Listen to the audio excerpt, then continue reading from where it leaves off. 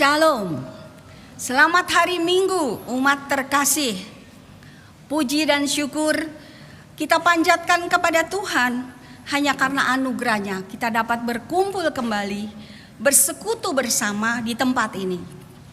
Tema ibadah kita hari ini adalah dosa yang tidak dapat diampuni, yang akan dilayankan oleh Pendeta Yuswantori Ikhwan. Kita mengucapkan terima kasih untuk semua penata layan yang melakukan atau terlibat dalam ibadah hari ini. Ada beberapa warta lisan.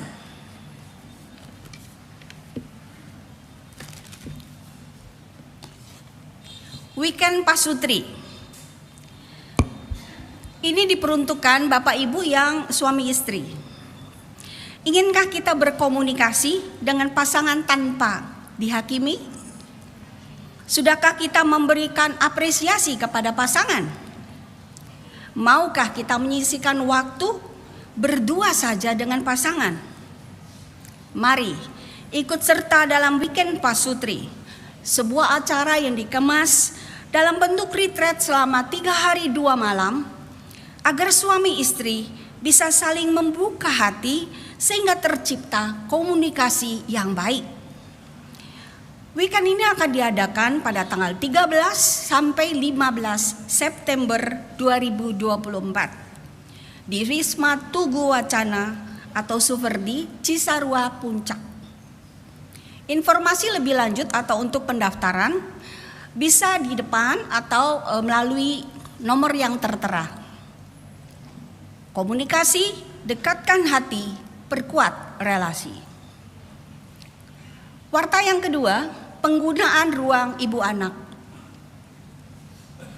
Umat terkasih, disediakan ruangan khusus di lantai 1 aula bagian belakang untuk umat yang beribadah dengan membawa serta bayinya pada kebaktian umum, di mana terdapat pula ruangan untuk menyusui, yaitu ruangan ibu anak.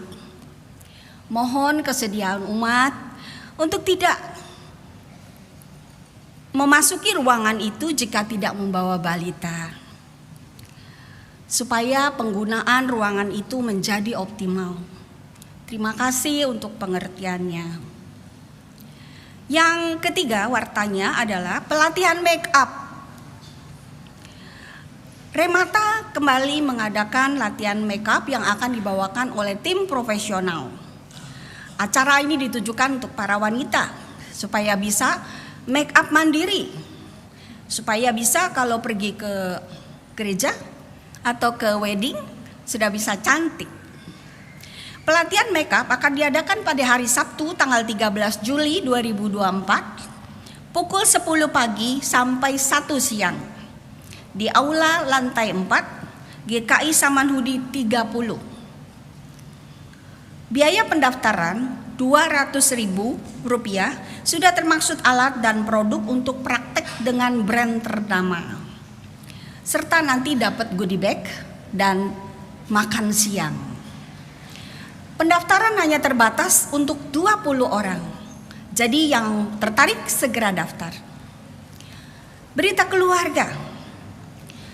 Telah kembali ke rumah Bapa di surga almarhum Bapak Timothy Suherman pada tanggal 7 Juni 2024 dalam usia 68 tahun.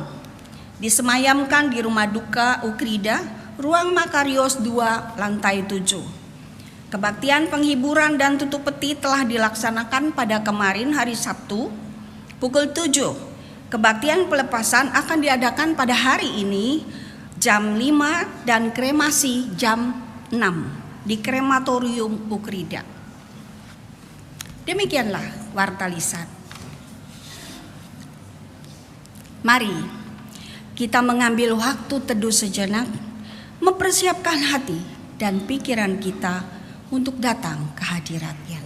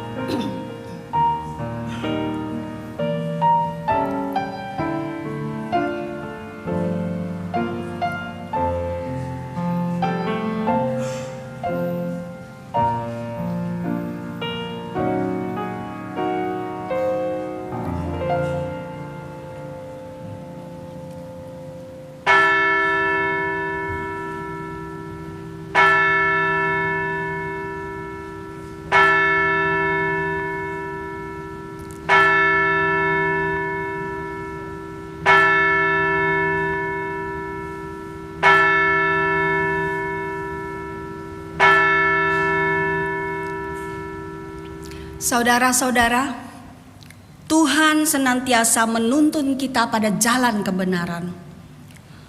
Bukan suatu kebetulan Anda dan saya berada di sini. Ia telah memanggil kita untuk datang kepadanya. Mari penuhi baitnya dengan nyanyian dan pujian. Dengan berdiri, kita mau merespon ajakan Tuhan. Bersama kita katakan, kami datang penuhi panggilanmu.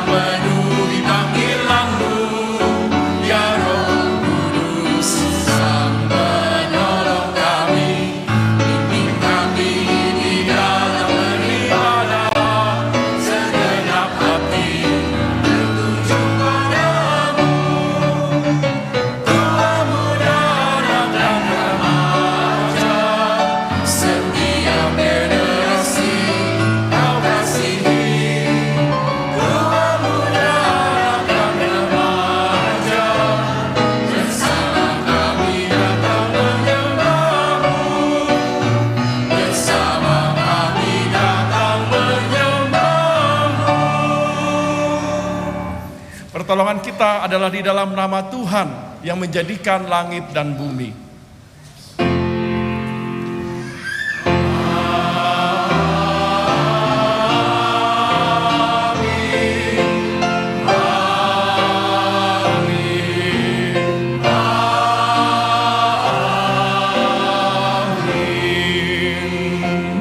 Tuhan beserta saudara.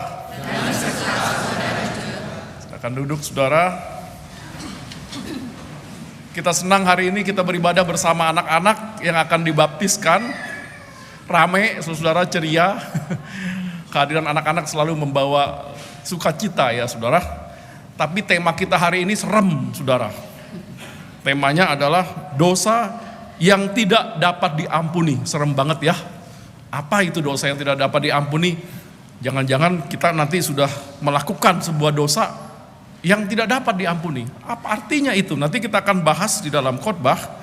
Tapi untuk mendasarinya saudara, mari kita meyakini satu fakta bahwa Allah itu selalu berkarya di dalam diri kita.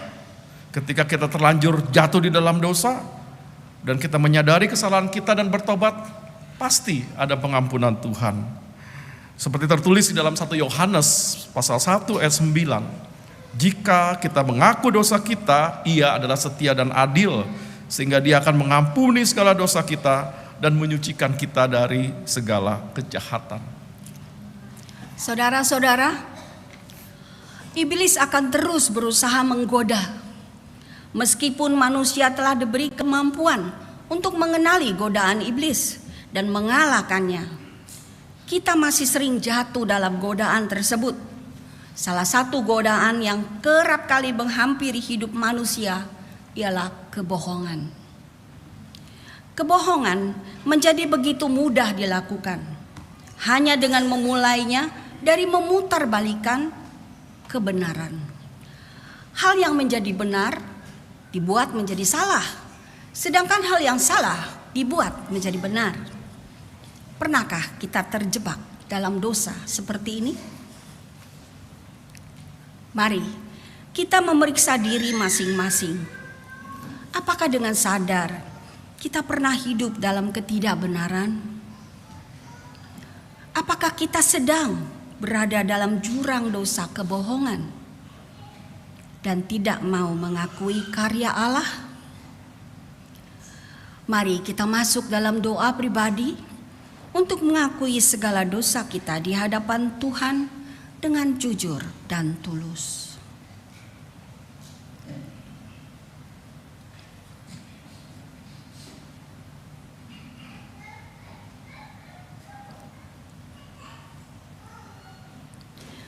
Allah yang Maha Pengasih, kami mengaku bahwa kerap kami terjerumus dalam jurang dosa, tergoda oleh iblis yang menjauhkan kami dari Engkau. Kami mohon ampun ya Tuhan, ketika kami telah menyadari karya keselamatan, terkadang secara sadar kami masih memilih jalan ketidakbenaran. Terkadang kami membenarkan apa yang salah dan menyalahkan apa yang benar demi mendapat keuntungan pribadi. Ampunilah kami jika tak kala kami tidak mengakui karya-Mu lewat perbuatan kami yang mendukakan hati Engkau. Kiranya Tuhan dapat senantiasa membantu kami untuk berjuang, untuk tidak jatuh lagi dalam godaan iblis. Tuhan menolong kami untuk terus berada dalam jalan kebenaran-Mu.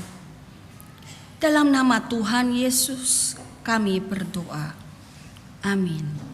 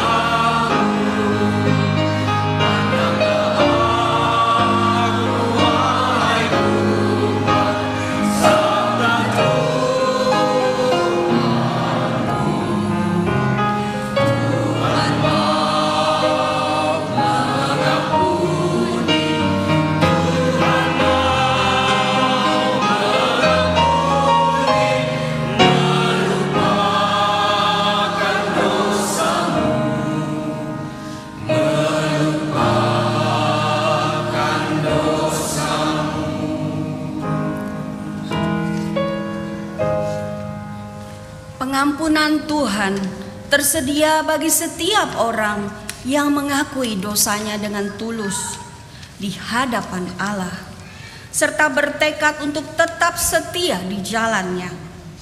Dalam Yesaya pasal 1 ayat 18 tertulis, "Sekalipun dosamu merah seperti kirmisi, akan menjadi putih seperti salju. Sekalipun berwarna merah seperti kesumba, akan menjadi putih seperti bulu domba." Di dalam Kristus engkau telah diampuni. Damai Kristus bagimu. Mari kita saling memberikan salam damai.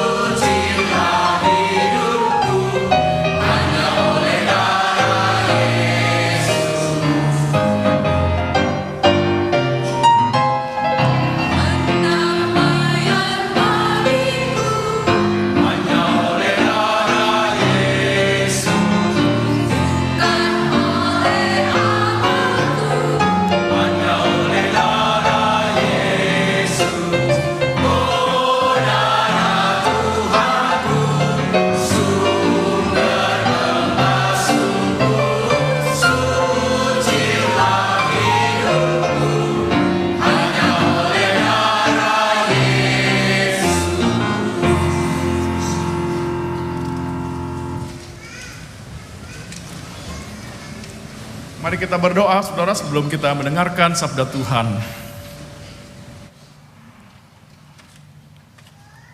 Tuhan, kami bersyukur Engkau telah mengampuni kami oleh darah-Mu, sehingga tidak ada yang dapat memisahkan kami dengan kasih Tuhan. Tuhan, sebagai orang-orang yang telah diampuni, kami ingin selalu belajar bagaimana menjadi Kristen yang lebih baik dari minggu ke minggu. Oleh karena itu, tuntunlah kami dalam kebenaran firman-Mu. Kalau sebentar kami akan membaca Alkitab, merenungkannya, biarlah Roh Kudus sendiri berbicara kepada kami pribadi lepas pribadi, supaya firman yang kami baca dan renungkan ini berbicara secara pribadi bagi kami masing-masing, dan menginspirasi kami untuk menjadi Kristen yang lebih baik lagi. Di dalam nama Tuhan Yesus kami memohon, amin.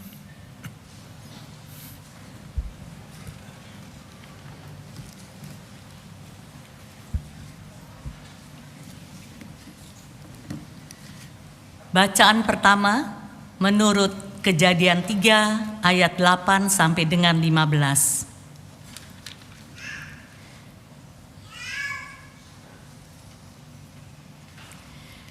Ketika mereka mendengar suara Tuhan Allah yang berjalan-jalan di taman pada waktu hari sejuk, manusia itu dan istrinya menyembunyikan diri dari hadapan Tuhan Allah di antara pepohonan di taman. Tuhan Allah memanggil manusia itu dan berkata, "Di manakah engkau?" Ia menjawab, "Ketika aku mendengar suaramu di taman, aku menjadi takut karena aku telanjang, maka aku bersembunyi." Firman-Nya, Siapakah yang memberitahumu bahwa engkau telanjang? Apakah engkau makan buah dari pohon yang kularang untuk dimakan? Jawab manusia itu, perempuan yang kau berikan di sisiku, dialah yang memberi buah dari pohon itu kepadaku, dan aku makan. Berfirmanlah Tuhan Allah kepada perempuan itu, apa yang telah kau perbuat ini? Kata perempuan itu, ular itu yang memperdayaku, maka aku makan. Lalu Tuhan Allah berfirman kepada ular itu, karena engkau telah melakukan hal itu, terkutuklah engkau di antara segala ternak dan di antara segala binatang liar. Dengan perutmu engkau akan berjalan, dan debu akan kau makan seumur hidupmu. Aku akan mengadakan permusuhan antara engkau dan perempuan ini, antara keturunanmu dan keturunannya. Keturunannya akan meremukkan kepalamu, dan engkau akan meremukkan tumitnya. Demikianlah firman Allah. Syukur kepada Allah.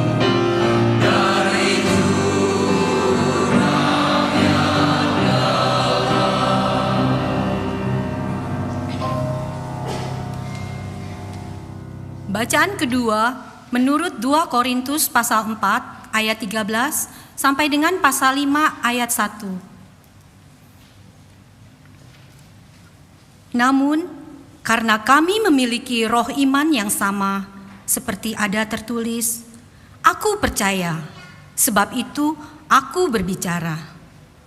Kami juga percaya dan sebab itu kami juga berbicara. Karena kami tahu bahwa Ia yang telah membangkitkan Tuhan Yesus akan membangkitkan kami juga bersama Yesus. Ia juga akan menghadapkan kami bersama kamu kepada dirinya. Sebab semuanya itu terjadi karena kamu, supaya anugerah yang menjangkau semakin banyak orang, menyebabkan semakin melimpahnya ucapan syukur bagi kemuliaan Allah. Sebab itu, kami tidak tawar hati. Tetapi meskipun manusia lahiria kami semakin merosot, manusia batinia kami diperbarui dari hari ke hari. Sebab penderitaan ringan yang sekarang ini akan menghasilkan bagi kami kemuliaan kekal yang melebihi segala-galanya, jauh lebih besar daripada penderitaan kami. Sebab kami tidak memperhatikan yang kelihatan, melainkan yang tidak kelihatan. Karena yang kelihatan adalah sementara, sedangkan yang tidak kelihatan adalah kekal. Karena kami tahu bahwa jika kemah tempat kediaman kita di bumi ini dibongkar,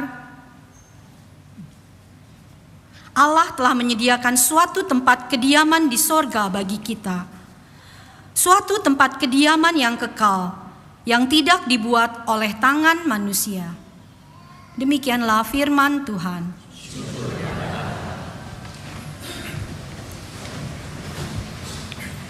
Injil Tuhan kita Yesus Kristus menurut Markus pasal 3 ayat 20 sampai dengan ke-35.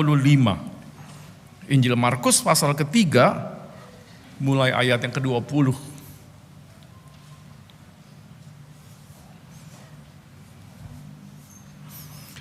Yesus pulang ke rumah. Orang banyak datang lagi berkerumun sehingga makan pun mereka tidak sempat. Waktu keluarganya mendengar hal itu, mereka datang hendak mengambil dia. Sebab kata mereka, ia tidak waras lagi. Ahli-ahli Taurat yang datang dari Yerusalem berkata, ia kerasukan Baalzebul. Dan dengan pemimpin setan, ia mengusir setan. Yesus memanggil mereka lalu berkata kepada mereka dalam perumpamaan, bagaimana iblis dapat mengusir iblis? Jika satu kerajaan terpecah, kerajaan itu tidak akan dapat bertahan. Dan jika satu rumah tangga terpecah, rumah tangga itu tidak dapat bertahan. Demikianlah juga kalau iblis berontak melawan dirinya sendiri, dan kalau ia terpecah, ia tidak dapat bertahan, tetapi sudah tiba kesudahannya. Tetapi tidak seorang pun dapat memasuki rumah seorang yang kuat untuk merampas harta bendanya, apabila tidak lebih dulu mengikat orang kuat itu. Sesudah itu barulah ia merampok rumah itu. Sesungguhnya aku berkata kepadamu, semua dosa dan hujat anak-anak manusia akan diampuni. Ya, semua hujat yang mereka katakan. Namun, siapa saja yang menghujat Roh Kudus, tidak mendapat ampun selama-lamanya, melainkan bersalah karena berbuat dosa yang kekal. Ia berkata demikian karena mereka mengatakan bahwa ia kerasukan roh jahat. Lalu datanglah ibu dan saudara-saudara Yesus. Sementara mereka berdiri di luar, mereka menyuruh orang memanggil dia.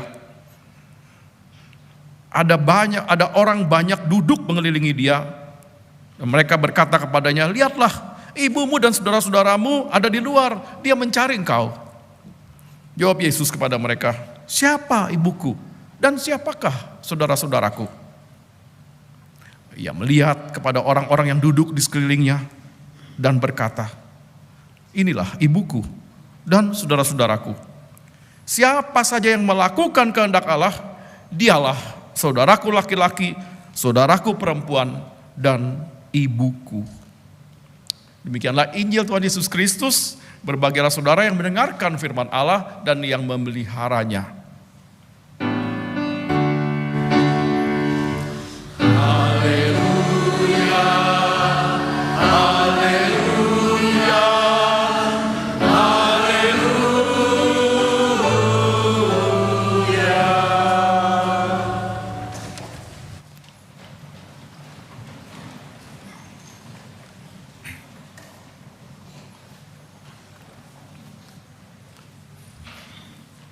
Di dalam bahasa Jerman ada satu kata yang menarik, tapi tidak ada padanan katanya di dalam bahasa Indonesia. Kata itu ialah Schadenfreude. Apa itu Schadenfreude? Perasaan senang ketika kita melihat orang lain susah. Atau sebaliknya, perasaan susah ketika kita melihat orang lain senang. Pernah gak ngalamin itu, saudara? Ketika orang yang susah kita senang. Ketika orang itu susah, senang, kita merasa susah. Pernah gak, saudara? Kapan itu terjadi? Ketika kita merasa iri atau dengki kepada seseorang. Misalnya ada seorang istri cemburu banget ketika melihat suaminya sering ngobrol akrab dengan seorang pemudi di gereja yang cantik parasnya dan aktif dalam pelayanan di gereja. Setiap kali dia melihat si pemudi itu tampil dalam acara kebaktian dan tersenyum ceria, ibu ini merasa merana, saudara. Lalu diam-diam dia menebar gosip tentang pemudi itu di grup WA sesama ibu-ibu rumah tangga. Diceritakanlah bahwa itu pemudi itu sebetulnya centil loh, dia tuh suka ngerayangin suami orang. Dulu tuh gerejanya di situ dari dulu dia, pokoknya gawat deh, kita harus hati-hati. Lama-lama gosip itu beredar, si pemudi mulai dijauhi, digosipin, dan akhirnya dia merasa nggak nyaman, saudara. Akhirnya ya udahlah, dengan sedih hati dia menyatakan mundur dalam semua aktivitas gereja. Dan ketika si ibu pencemburu itu melihat itu, saudara, dia girang banget. Gembira, puji Tuhan katanya di dalam hati. Akhirnya saingan berkurang satu. Itu yang namanya Schadenfreude. Merasa senang ketika melihat orang lain susah. Contoh lain, saudara, Johan seorang dosen punya seorang kolega yang karirnya terus menanjak lebih daripada dirinya sendiri. Nah, teman itu sekarang menjadi dosen favorit yang dicintai semua orang, mulai dari rektor, dekan, mahasiswa, sampai staf administrasi. Herannya setiap kali si dosen favorit dipuji-puji, dia merasa susah, dia merasa resah. Setiap kali orang mengatakan bahwa si dosen favorit itu hebat, Johan tidak sependapat. Dan satu hari dia menemukan koleganya ini melakukan sebuah kesalahan. Sebetulnya bukan kesalahan yang serius. Tapi segera dia besar-besarkan, dia laporkan itu ke atasan dan sesama rekan. Ketika akhirnya si dosen favorit jadi terhina, reputasinya menjadi rontok, diam-diam Johan merasa senang, lega, puas. Saudara-saudara, Schadenfreude adalah sebuah perasaan sedih atau gembira yang jahat. Kenapa? Karena berasal dari rasa iri, rasa dengki. Perasaan ini muncul ketika kita merasa terancam atau tersaingi dengan seseorang. Nah, karena dasarnya memang kita sudah dengki dengan dia, kita tidak bisa lagi menilai dia secara objektif. Kita cuma bisa melihat apa yang jelek-jelek di dalam dirinya. Prestasinya kita abaikan, kebaikan hatinya kita ragukan, kesalahannya kita besar-besarkan, kebenaran ucapannya kita ragukan. Perasaan semacam inilah yang merasuk para ahli Taurat ketika mereka melihat Yesus semakin hari semakin populer. Pada waktu orang banyak semakin menyukai Yesus, para ahli Taurat justru semakin membenci Yesus. Sebab popularitas Yesus mengancam kredibilitas mereka. Orang-orang yang dulunya suka bertanya, minta pendapat soal keagamaan kepada mereka, sekarang datangnya kepada Yesus. Karena faktanya memang Yesus jauh lebih kompeten dari mereka. Dan mereka gak bisa terima. Mereka iri. Di dalam Injil Markus pasal 1-3, saudara, diceritakan ada 3 hal yang membuat Tuhan Yesus lebih unggul daripada ahli Taurat. Yang pertama, pengajarannya berkuasa. Dalam Markus 1:22 dikatakan, orang banyak takjub mendengar pengajaran Yesus, sebab dia mengajar mereka sebagai orang yang berkuasa, tidak seperti ahli Taurat. Ya, pengajarannya berkuasa. Yang kedua, Yesus dapat menyembuhkan penyakit, bukan hanya berkhotbah. Dia menyembuhkan ibu mertua Simon yang sakit demam, menyembuhkan orang yang mati sebelah tangannya, menyembuhkan orang kusta, dan banyak lagi yang lain. Dan mereka yang sudah disembuhkan bersaksi kemana-mana tentang kesembuhan itu.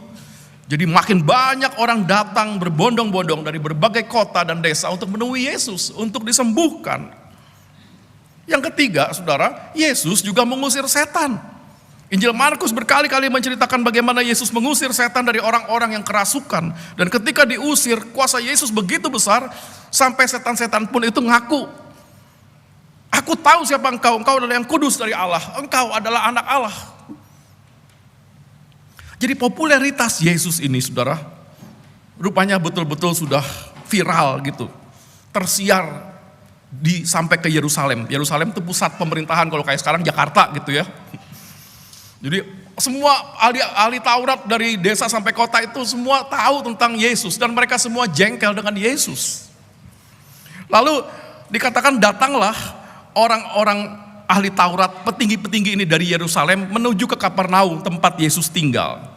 Ini ibaratnya para pejabat tinggi di tingkat pusat datang dari Jakarta menuju ke Majalengka,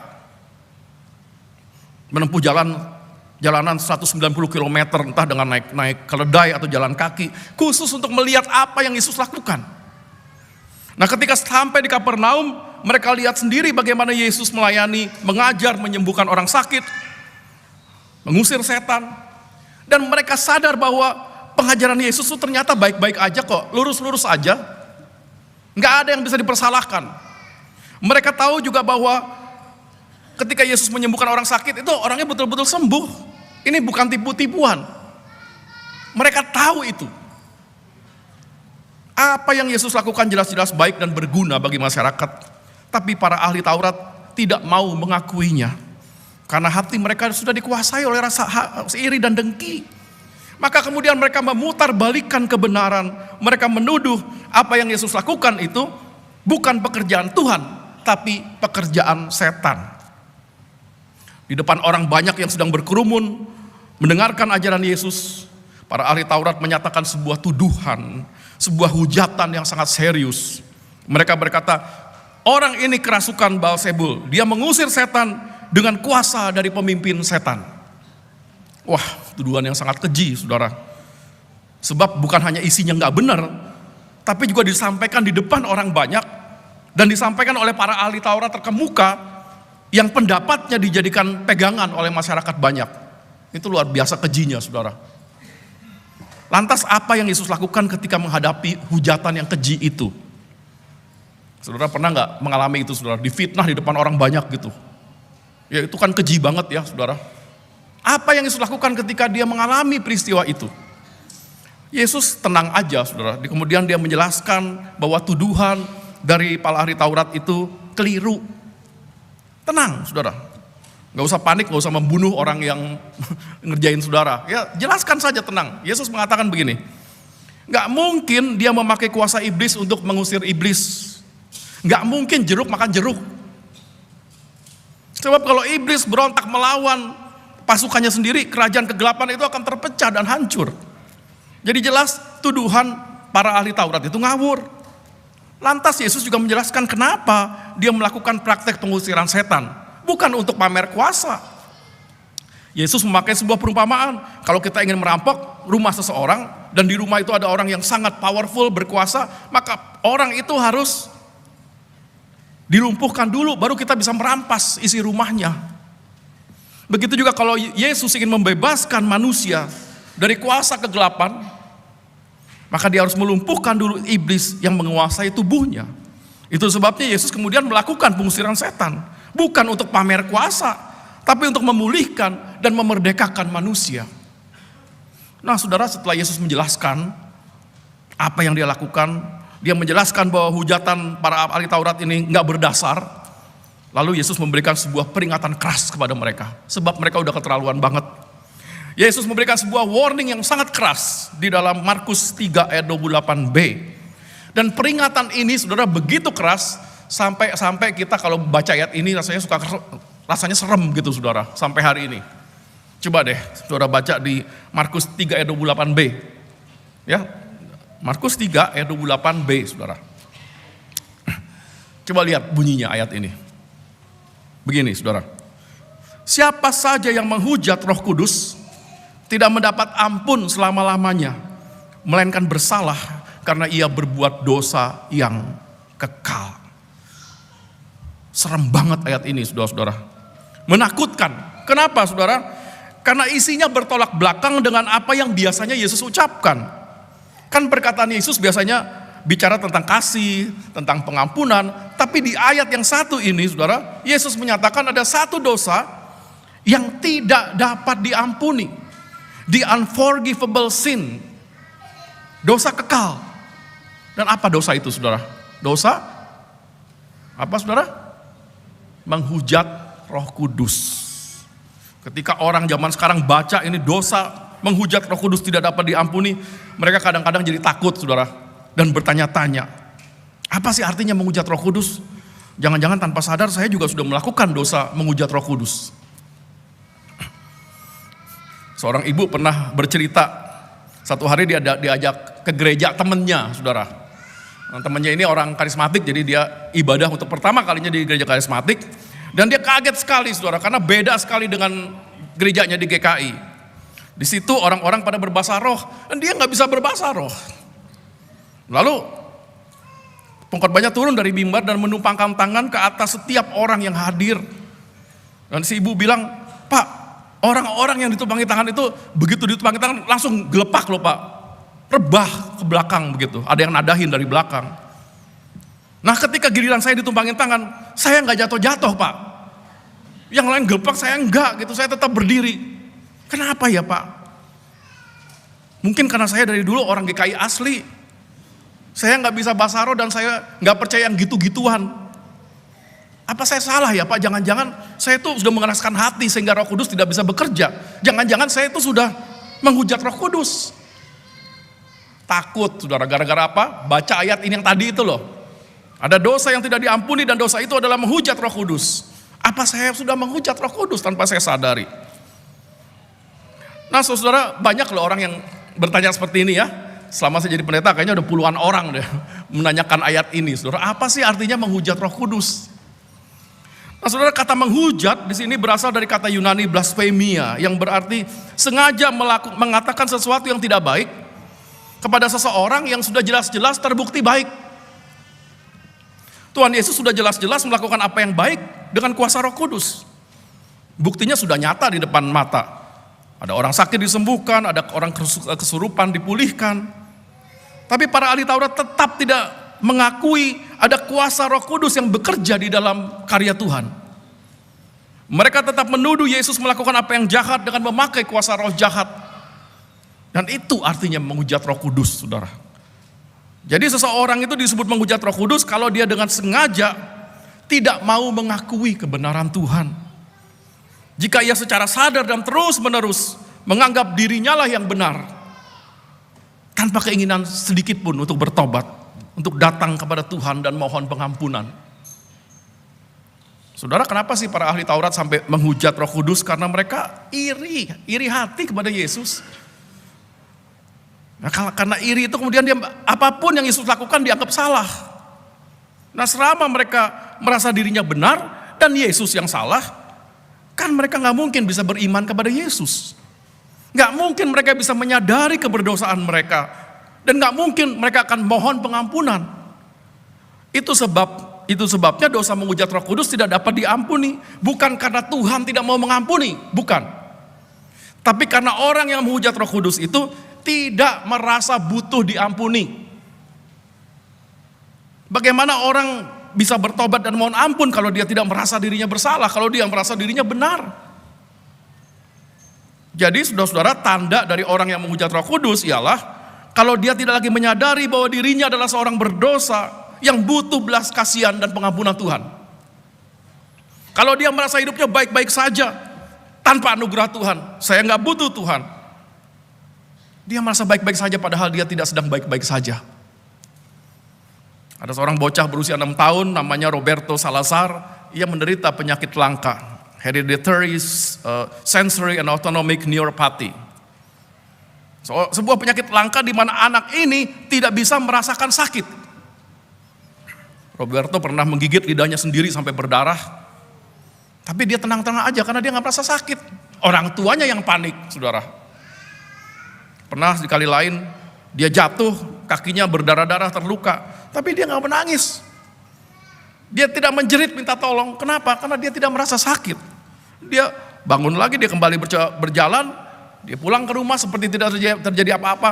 Orang tuanya yang panik ketika dia melihat berdarah-darah gitu. Enak gak sih saudara kalau kita tidak bisa merasakan sakit? Sekilas kayaknya enak ya, gak usah minum Panadol, gak usah minum painkiller gitu loh. Sakit apapun gak berasa saudara. Sekilas memang katanya enak, tapi sebetulnya kondisi ini sangat berbahaya. Sebab ketika kita tidak merasa sakit, bukan berarti kita tidak sakit. Ya, kita bisa saja tidak merasa sakit, tapi bukan berarti kita tidak sakit. Ketika tubuh Roberto terluka, tulangnya retak atau patah, memang Roberto tidak merasakan sakit. Dia merasa dirinya baik-baik saja, tapi sebetulnya tubuhnya sedang sakit parah. Dan kalau tidak segera ditangani, ia bisa lumpuh dan meninggal, bahkan meninggal. Tapi dia tidak akan minta bantuan karena dia tidak merasa sakit. Oleh karena itu saudara, bersyukurlah kalau kita masih bisa merasa sakit. Saudara, itu artinya kita masih normal. Bersyukurlah kalau saudara dicubit orang, saudara masih bisa merasa sakit, itu artinya saudara sehat. Rasa sakit itu jelas gak enak ya saudara, tapi perlu, berguna. Karena rasa sakit itu menyadarkan kita ada sesuatu yang tidak beres dengan diri kita, dengan tubuh kita. Tubuh kita ini sedang tidak baik-baik saja. Lalu rasa sakit itulah yang mendorong kita datang ke dokter, minum obat, mencari kesembuhan. Begitu juga di dalam kehidupan beriman kita saudara. Setiap kali kita melakukan apa yang salah, sebetulnya Roh Kudus itu mencubit kita. Dosa lu. Kita diingetin terus ya, salah lo, salah. Dicubit tuh saudara kita. Roh Kudus selalu menyadarkan kita akan dosa. Dia akan mendorong kita untuk mengakui kesalahan, minta ampunan pada Tuhan, dan juga mungkin minta maaf kepada orang lain yang kepadanya kita bersalah. Itu pekerjaan Roh Kudus. Berbahagialah kita yang masih bisa menyadari keberdosaan kita. Sebab itu artinya Roh Kudus masih berkarya di dalam diri kita. Yang bahaya adalah ketika kita tidak lagi menyadari keberdosaan kita. Sehingga kita tidak perlu lagi mengakui dosa kita di hadapan Tuhan. Itu sebabnya saudara, di dalam setiap kebaktian minggu di GKI selalu kita menaikkan doa pengakuan dosa. Ritual ini penting saudara karena menyadarkan kita tentang siapa kita itu di hadapan Tuhan. Selama masih hidup di bumi ini, tidak ada orang Kristen yang tidak berdosa sama sekali. Nggak ada saudara. Kita adalah orang-orang berdosa yang masih bisa jatuh, dan itu sebabnya kita terus memohonkan pengampunan kepada Tuhan. Dan pengakuan dosa itu kepada Tuhan harusnya juga diiringi dengan kesediaan minta maaf kepada orang yang kepadanya kita bersalah. Banyak orang Kristen ini gengsi minta maaf, saudara. Ya udahlah, aku salah sama dia, minta ampun sama Tuhan, tapi nggak minta ampun pada orang itu, nggak minta maaf. Kapan terakhir saudara minta maaf dengan jujur pada orang lain? Saudara sebagai suami, sebagai istri, menyakiti hati pasangan saudara, ngomong nggak enak gitu, minta maaf nggak sesudahnya?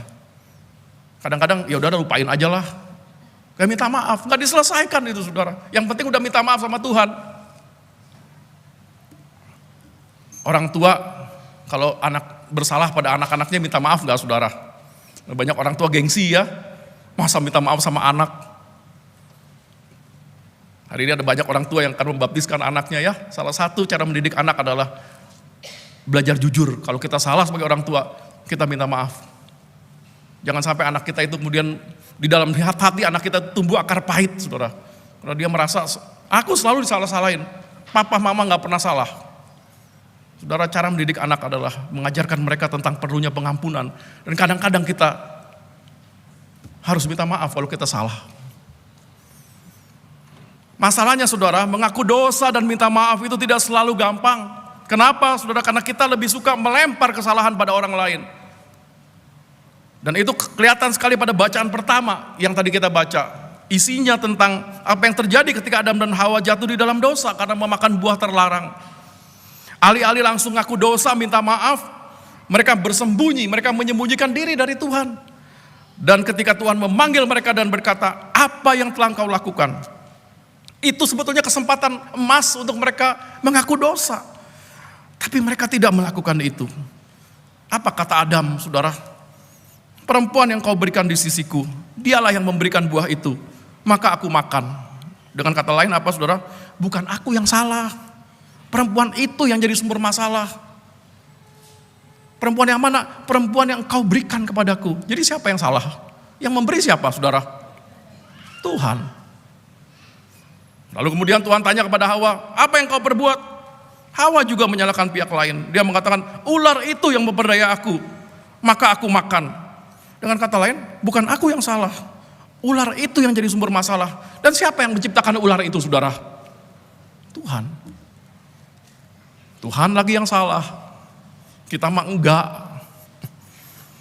Itu sebabnya kemudian dikatakan Tuhan mengutuk mereka ya saudara, karena mereka tidak mau mengaku dosa dengan tulus. Apa artinya ini saudara? Kalau kita tidak mau jatuh dalam dosa yang tidak dapat diampuni, caranya sederhana. Setiap kali kita berbuat dosa ya jangan merasa diri benar. Jangan mencari alasan untuk membenarkan diri kita sendiri. Setiap kali Roh Kudus mencubit kita, menyadarkan kita akan kesalahan kita, ya sudah, datanglah kepada Tuhan dan minta maaf. Akuilah dosa-dosa kita seraya memohon ampunan. Pasti pintu pengampunan Tuhan akan dibukakan bagi kita. Ketika terjadi perang saudara di Amerika, saudara, seorang bernama Daniel Whittle direkrut sebagai tentara dan diberangkatkan ke medan perang. Sebetulnya dia orang Kristen, tetapi ketika hidup dalam suasana perang, dia dihantui rasa berdosa yang luar biasa. Kenapa saudara? Karena di dalam perang, hukumnya itu adalah melukai orang atau membunuh orang sebelum kamu dibunuh atau dilukai. Satu kesempatan ketika berperang, tangan kanannya saudara terluka parah sehingga harus diamputasi. Whittle kemudian dirawat di sebuah barak rumah sakit darurat bersama dengan banyak tentara lain yang juga terluka. Dan selama berbaring berhari-hari di situ saudara, dia mulai merasa bosan dan kemudian dia mulai iseng-iseng membaca buku. Dan buku yang ada tuh cuma Alkitab Perjanjian Baru yang diberikan oleh maminya sebelum dia berangkat pulang. Ya, karena nggak ada buku lain ya itu aja yang dibaca berkali-kali. Nah satu hari saudara, ada seorang perawat mendatangi dia karena ada seorang tentara muda yang dalam kondisi kritis dan minta didoakan. Di situ nggak ada pendeta. Maka kemudian si perawat itu minta supaya Whittle yang mendoakan orang itu. Dia menolak dan dia mengatakan, kenapa nggak kamu aja yang mendoakan dia? Si perawat menjawab, oh jangan saya itu orang jahat, dosa saya banyak banget. Sungguh saya orang jahat. Kamu aja deh, saya sering lihat kamu tuh tiap hari baca Alkitab. Kamu pasti lebih baik dari saya, kamu pasti orang Kristen yang baik. Dan Whittle kemudian mengatakan, saya tuh baca Alkitab cuma iseng-iseng doang.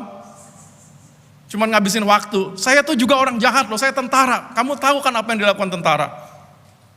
Saya melakukan banyak sekali dosa, saya sudah gak yakin bahwa Tuhan bisa mengampuni dosa saya. Kamu aja deh yang berdoa untuk dia. Lempar-lemparan saudara, kemudian si perawat terus mendesak supaya Whittle saja yang mendoakan. Karena ini udah sekarat ini, tinggal didoakan aja. Sebentar lagi meninggal. Dan akhirnya Whittle memberanikan diri mendoakan si pemuda yang terkapar di tempat tidurnya itu. Tangan si pemuda dia genggam, lalu dia berlutut di samping tempat tidurnya dan mulai berdoa. Karena dia merasa dirinya sangat hina dan sangat berdosa, Whittle memulai doanya dengan ngaku dosa, mengakui dosanya sendiri. Mohon ampun dengan tangisan dan kata-kata yang terbata-bata. Dia merasa ini saya sebetulnya nggak layak untuk berdoa. Setelah dia minta ampun untuk dirinya sendiri, baru kemudian dia berdoa supaya si pemuda itu juga diampuni dosanya. Dan sementara dia berdoa, si pemuda itu menggenggam tangannya erat-erat, lalu kemudian genggaman itu semakin kendor, dan akhirnya setelah selesai berdoa, dia meninggal. Dan ketika si Whittle itu berdiri, dia melihat wajah si anak pemuda yang meninggal ini sangat berbeda dari sebelumnya. Si pemuda raut wajahnya begitu tenang pada saat meninggal, rest in peace, karena sudah diampuni. Dan dia sendiri pada saat itu mulai yakin, kalau si pemuda itu diampuni, saya juga diampuni. Dia mulai yakin bahwa Tuhan masih mengampuni dosa mereka berdua sekalipun sebagai tentara. Ada banyak sekali dosa yang sudah dilakukan terhadap kehidupan orang lain. Dan keyakinan akan pengampunan dosa ini saudara, membuat Daniel Whittle menjadi kagum akan besarnya kasih dan pengampunan Tuhan. Dia sudah berdosa begitu besar, tapi Tuhan tidak membuang muka. ternyata pintu pengampunan Tuhan masih terbuka. Dan kejadian ini, saudara, menginspirasi dia untuk menggubah sebuah syair lagu rohani yang sangat terkenal. Ku heran Allah mau memberi rahmatnya padaku, dan Kristus sudi menebus yang hina bagaiku.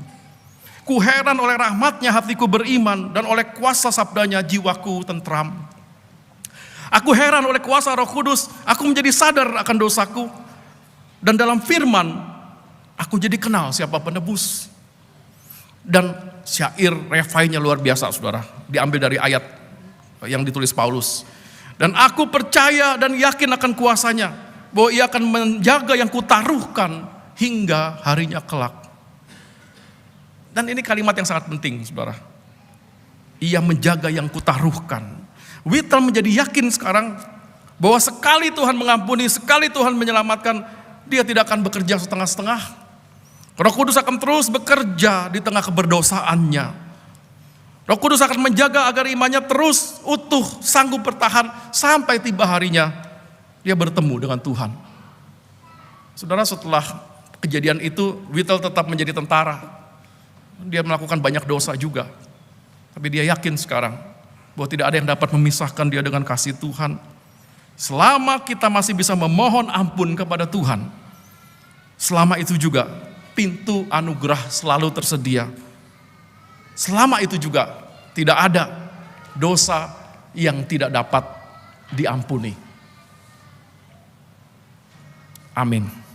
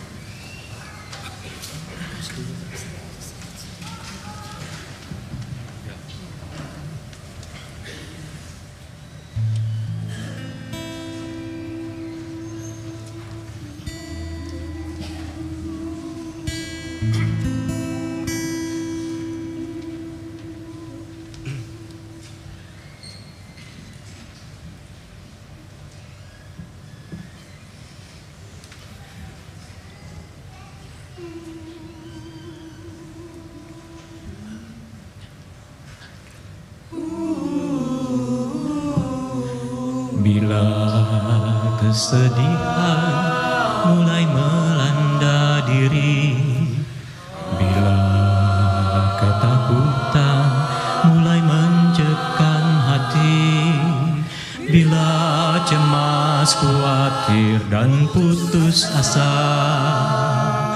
kau rasakan di dalam hidupmu saat ini. Masihkah kau ingat saat-saat yang lalu, ketika Tuhan Yesus jamah hidupmu? Kau bahagia, berani dan bersemangat, dan hadapi hidup tak seperti sekarang ini. Mengapa?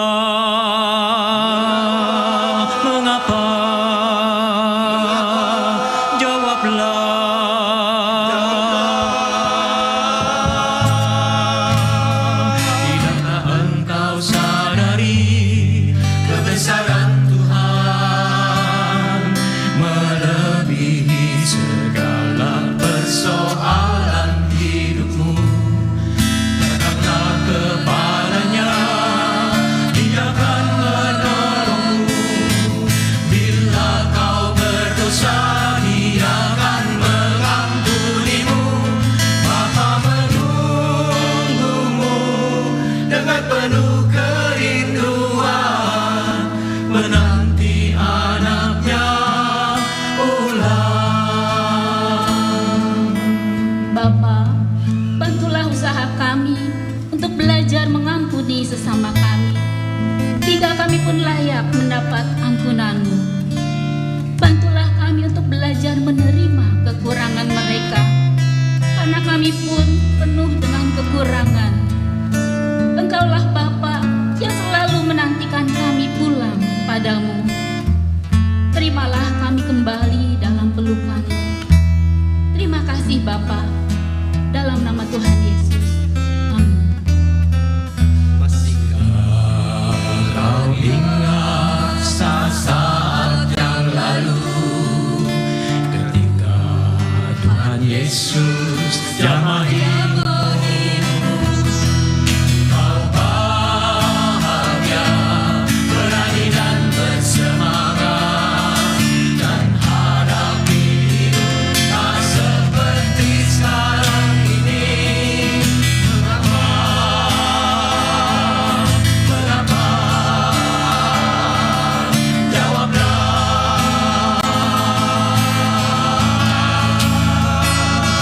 Tidakkah engkau sadari kebesaran Tuhan melebihi segala persoalan hidupmu?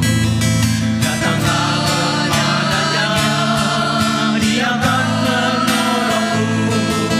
Bila kau berdosa, Dia akan mengampunimu. Bapa menunggumu dengan penuh kerinduan, menanti anaknya pulang. Datanglah kepadanya, Dia akan menolongmu. Bila kau berdosa, Dia akan mengampunimu. Bapa menunggumu dengan penuh kerinduan, menanti anaknya pulang. Menanti anaknya pulang.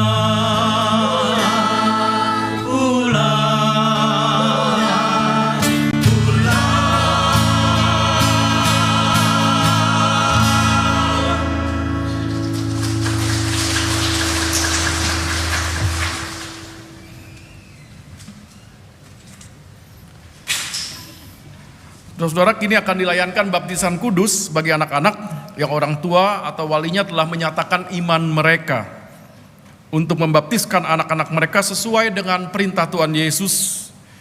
Di dalam Matius 28 ayat 19 sampai 20, pergilah, jadikanlah semua bangsa muridku dan baptislah mereka dalam nama Bapa, Anak dan Roh Kudus, dan ajarlah mereka melakukan segala sesuatu yang telah kuperintahkan kepadamu.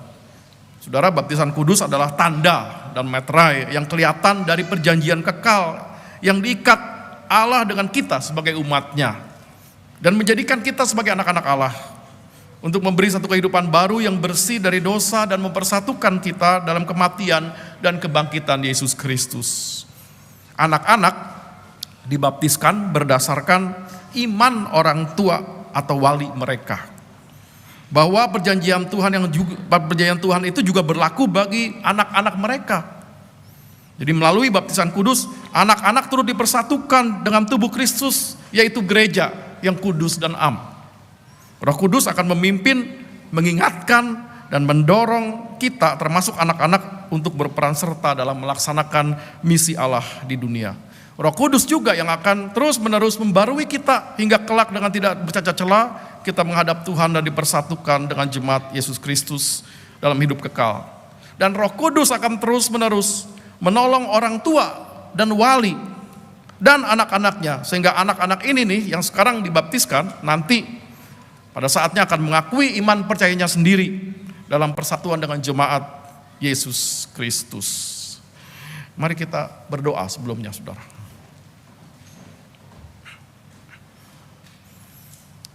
Tuhan, kami bersyukur dan memuliakan nama-Mu. Pada awal penciptaan, Roh Kudus-Mu melayang di atas air, memberikan terang dan kehidupan. Air yang Kau berikan dapat menghanyutkan dan menenggelamkan, tapi juga dapat memberi kehidupan, melenyapkan kehausan, membersihkan dan menyuburkan. Dengan air bah Engkau menghukum orang berdosa, tapi memberikan hidup baru bagi orang yang benar. Melalui air Laut Merah Engkau membinasakan tentara Mesir, tapi air yang sama juga menyelamatkan umat-Mu menuju tanah perjanjian yang penuh kehidupan. Di dalam air Sungai Yordan, anak-Mu yang Kau kasih telah dibaptiskan dan Roh Kudus turun ke atasnya. Di atas salib, Ia dibaptiskan dalam sengsara maut dan menang. Maka sekarang ya Tuhan, jadikanlah baptisan kudus ini seperti mata air yang memancar di antara kami. Kiranya anak-anak-Mu yang Kau ciptakan menurut gambar dan teladan-Mu ini dibersihkan dari segala sesuatu yang telah merusak citra itu. Dikuburkan bersama Kristus dalam kematian dan bangkit bersamanya di dalam kehidupan yang baru untuk dipersatukan dalam tubuhnya. Dan curahkanlah kepada mereka Roh Kudus agar mereka dapat menjadi saksi Injil. Kami bersyukur di dalam nama Tuhan Yesus Kristus. Amin. Sekarang para orang tua atau wali yang akan membaptiskan anak-anak mereka, saya minta untuk berdiri.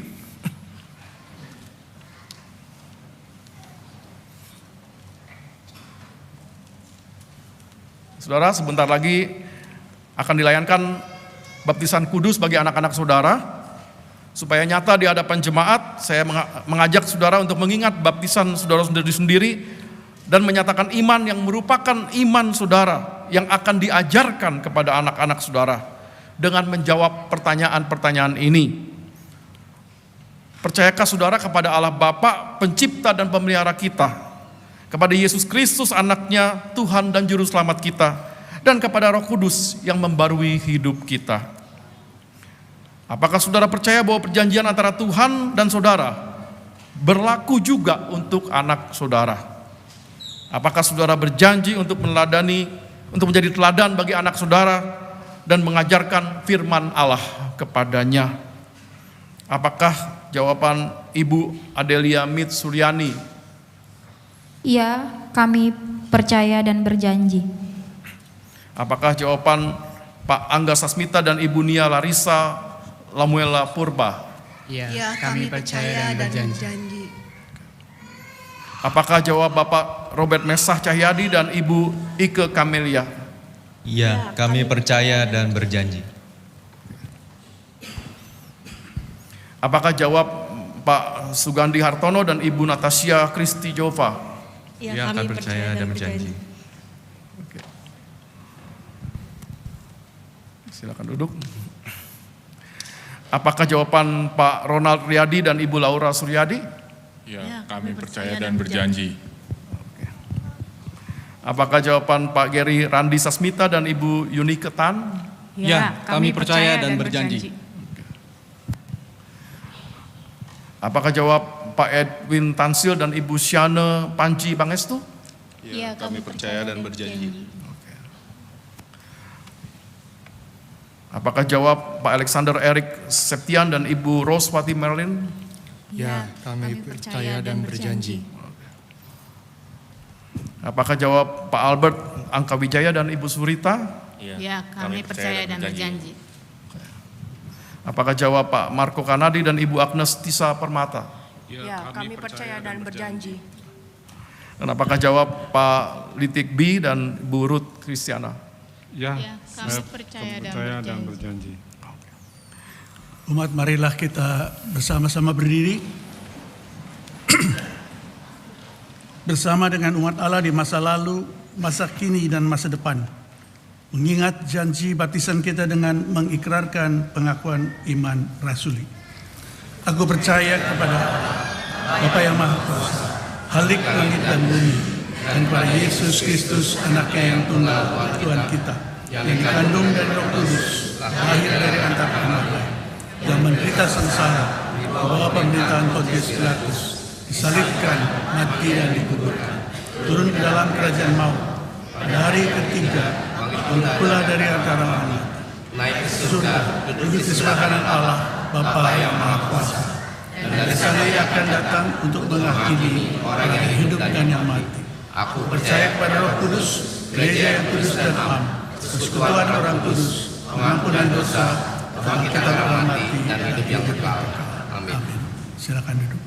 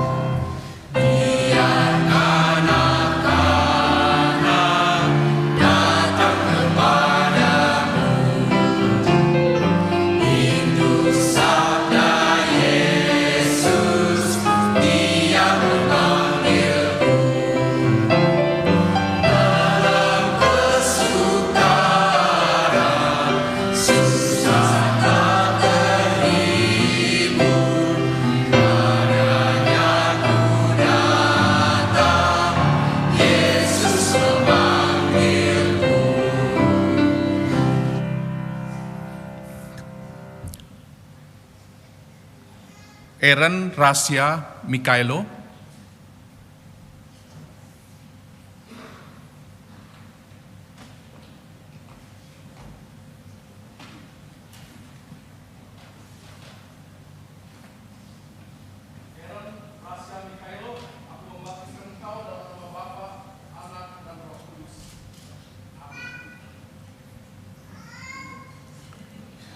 Jan Peter Edward Sasmita,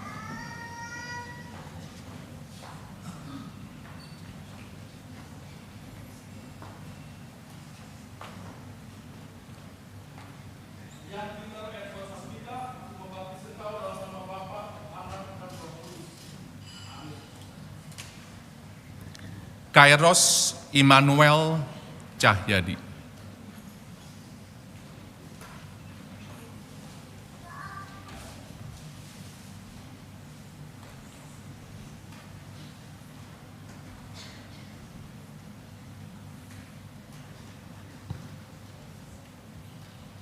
Kairos Immanuel Cahyadi, aku membaptis engkau dalam nama Bapa, Anak, dan Roh Kudus. Amin. Relin Hana Tan,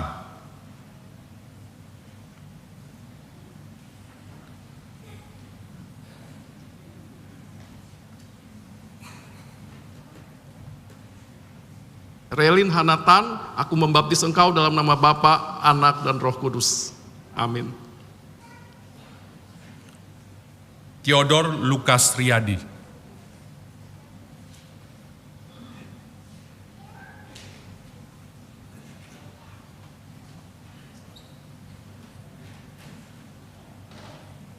Theodor Lukas Riyadi, aku membaptis engkau dalam nama Bapa, Anak, dan Roh Kudus. Amin. Tobias Kendrick Sasmita, Emang harus basah, saudara.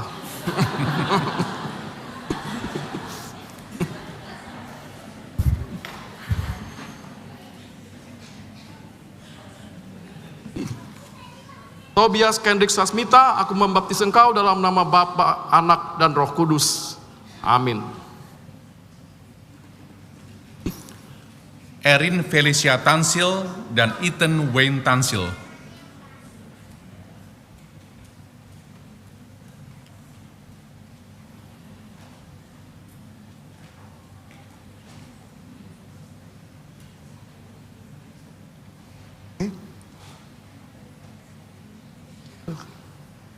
Erin Felicia Tansil, aku membaptis engkau dalam nama Bapa, Anak, dan Roh Kudus.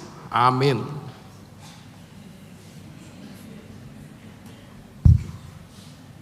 Ethan Wayne Tansil, aku membaptis engkau dalam nama Bapa, Anak, dan Roh Kudus.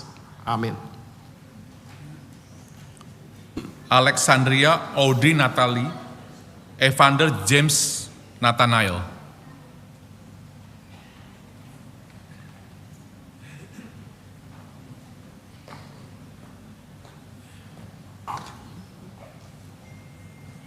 Alexandria.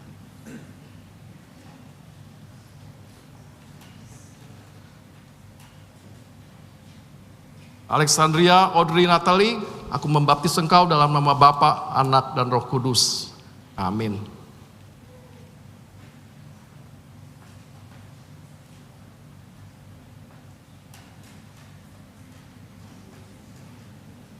Evander James Nathanael, aku membaptis engkau dalam nama Bapa, Anak, dan Roh Kudus.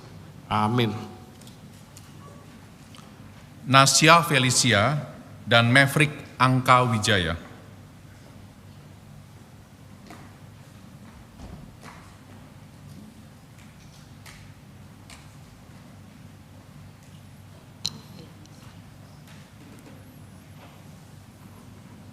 Nasya Felicia, aku membaptis engkau dalam nama Bapa, Anak, dan Roh Kudus.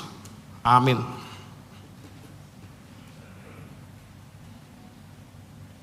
Maverick Angka Wijaya, aku membaptis engkau dalam nama Bapa, Anak, dan Roh Kudus. Amin.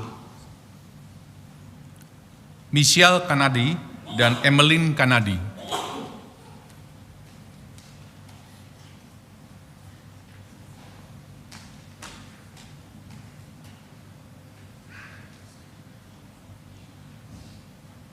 Michelle Kanadi, aku membaptis engkau dalam nama Bapa, Anak, dan Roh Kudus. Amin.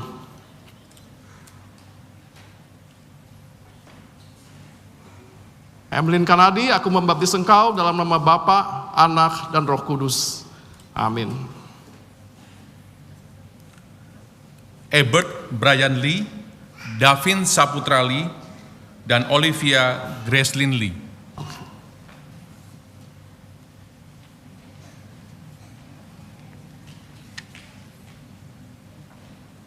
Ebert. Yap.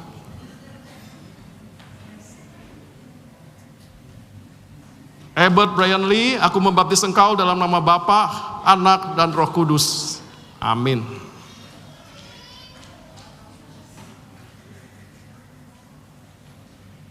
Davin Saputra Lee, aku membaptiskan engkau dalam nama Bapa, Anak, dan Roh Kudus. Amin.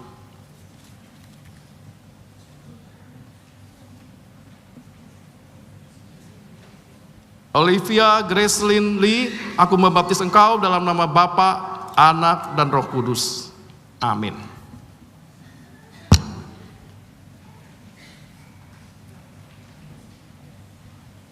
Kini saya meminta seluruh orang tua dan wali bersama anak-anak berdiri di hadapan sini.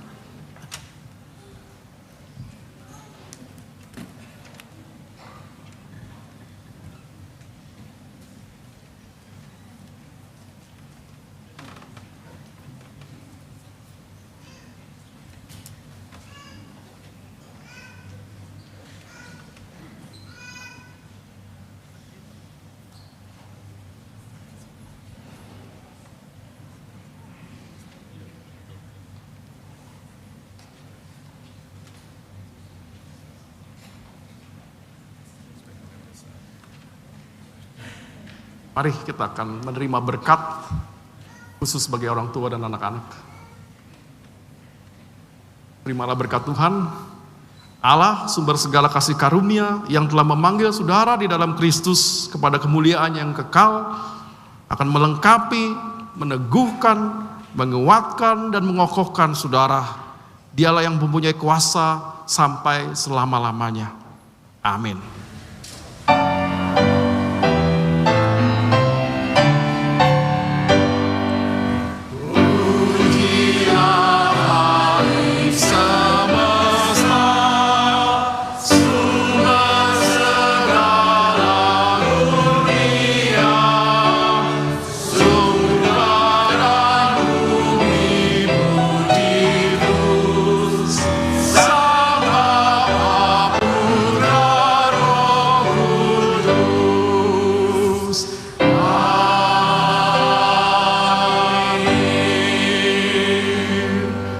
Silakan duduk, dan para orang tua dan wali yang terkasih, saudara-saudara, dengan baptisan Tuhan telah memberikan kepada anak saudara sebuah kehidupan yang baru, Hendaklah saudara sungguh-sungguh membantu anak-anak ini untuk supaya mereka bertumbuh dalam iman, sehingga kehidupan mereka semakin hari semakin kuat, semakin memuliakan Tuhan.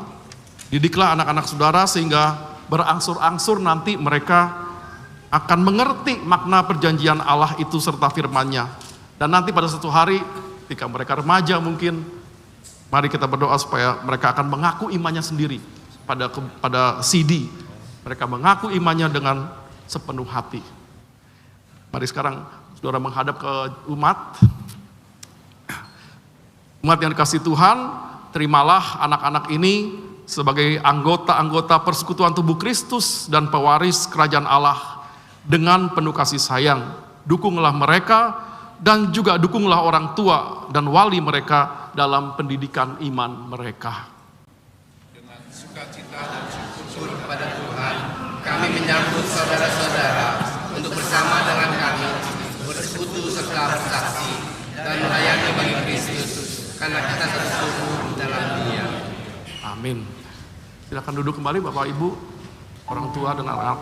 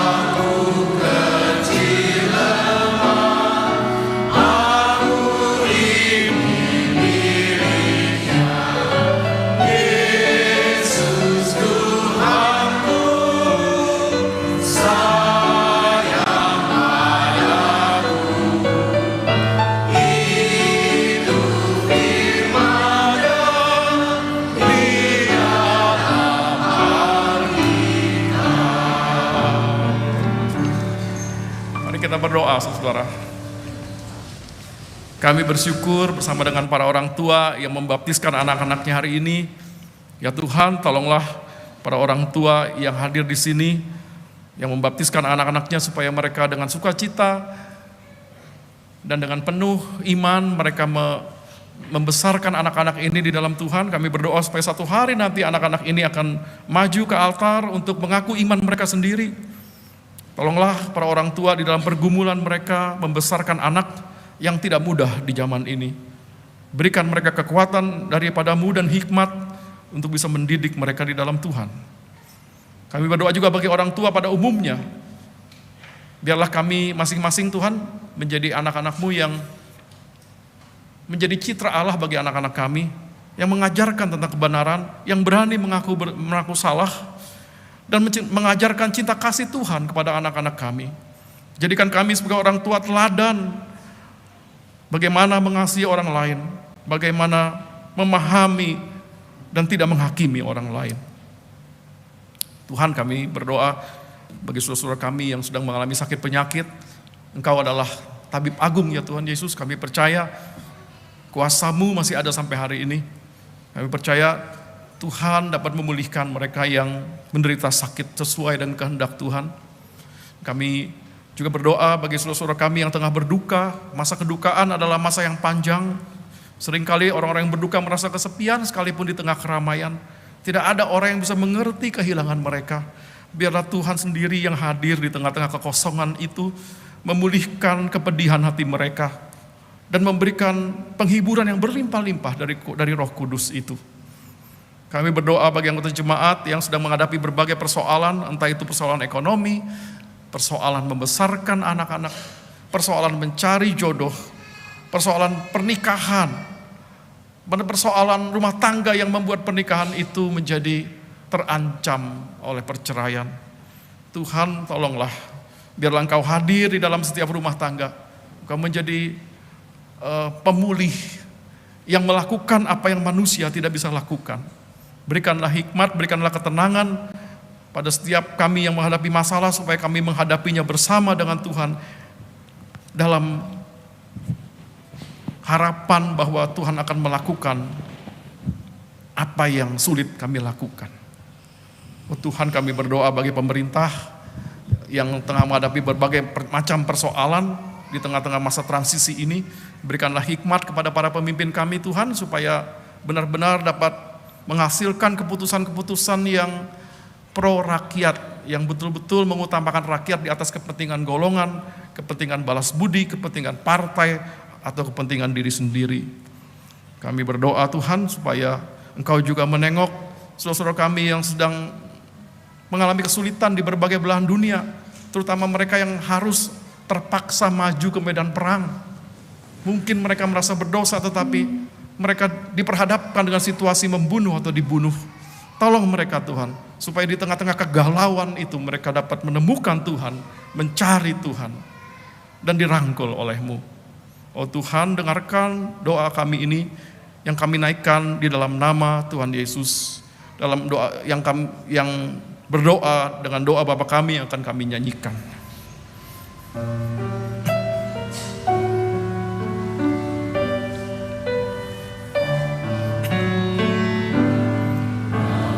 Kami yang ada di surga, dikuduskanlah nama-Mu, datanglah kerajaan-Mu, jadilah kehendak-Mu di bumi seperti di surga.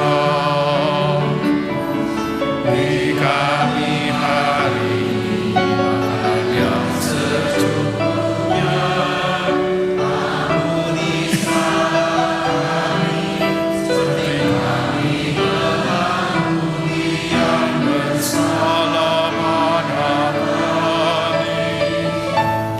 Jangan bawa kami dalam pencobaan, lepaskan kami dari yang jahat. Engkaulah yang punya kerajaan dan kuasa, kemuliaan sampai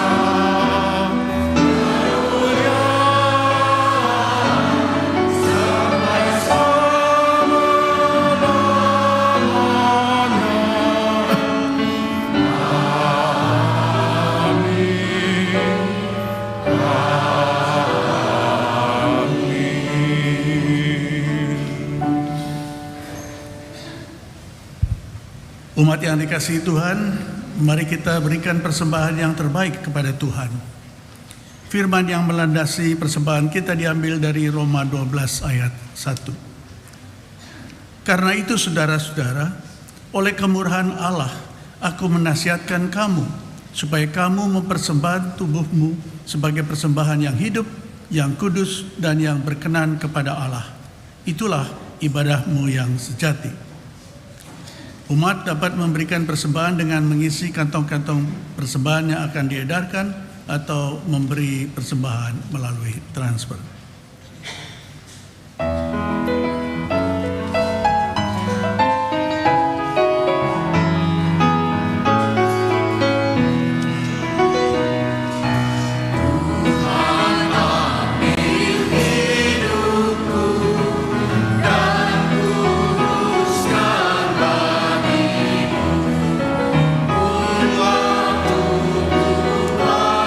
Pakailah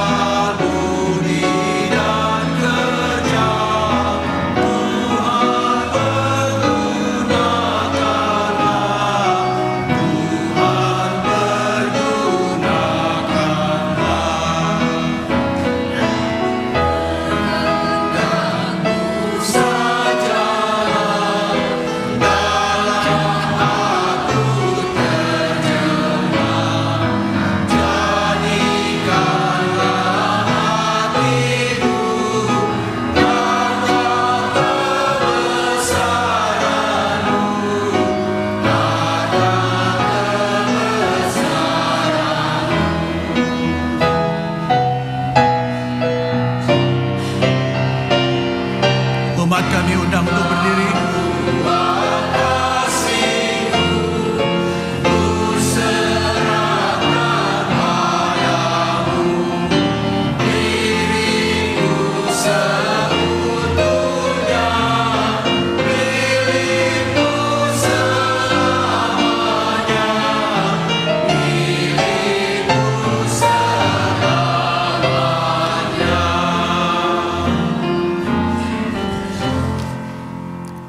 Mari kita berdoa. Tuhan Allah Bapa Surgawi, kami bersyukur atas penyertaan dan berkat Tuhan dalam kehidupan kami. Kami bersyukur untuk semua yang kami terima. Terima kasih ya Tuhan untuk firman-Mu pada hari ini. Juga pada kesempatan kami untuk memberikan persembahan kepada Tuhan yang semua ini berasal dari Tuhan juga. Biarlah persembahan ini menjadi berkat dan menjadi kemuliaan bagi nama Tuhan. Terima kasih ya Tuhan. Kami panjatkan doa syukur kami di dalam nama Tuhan Yesus Kristus. Amin.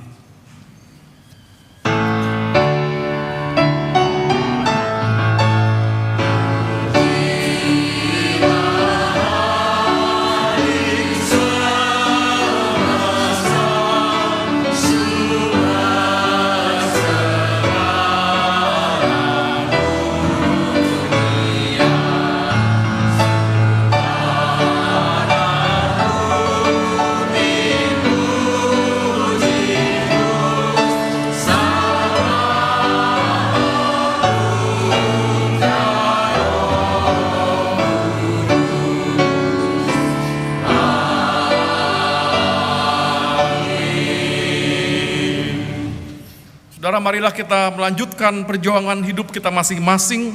Kita terus berjuang melawan setiap godaan dan cobaan. Kalaupun kita jatuh, jangan sampai kita tergeletak dan putus asa. Karena Roh Kudus akan selalu ada beserta kita. Pintalah pengampunan selalu kepada Tuhan, maka saudara akan menemukan anugerahnya. Dan percayalah bahwa Roh Kudus akan memampukan kita bertahan di dalam iman sampai pada harinya kelak.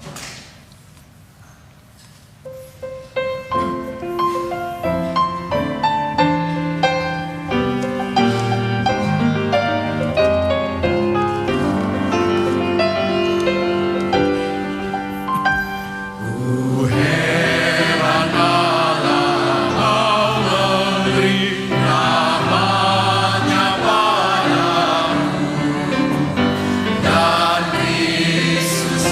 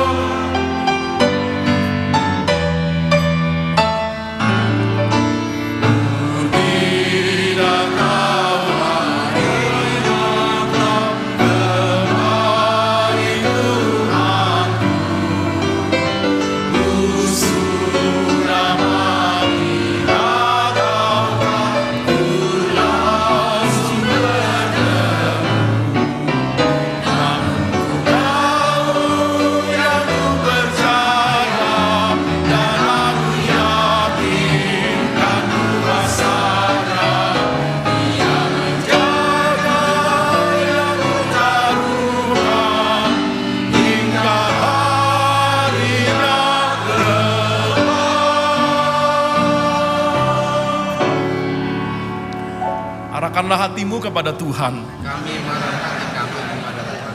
Jadilah saksi Kristus. Syukur kepada Allah. Terpujilah Tuhan. Terimalah berkat-Nya. Tuhan memberkati engkau dan melindungi engkau. Tuhan menyinari engkau dengan wajah-Nya dan memberi engkau kasih karunia. Tuhan menghadapkan wajah-Nya kepadamu dan memberi engkau damai sejahtera.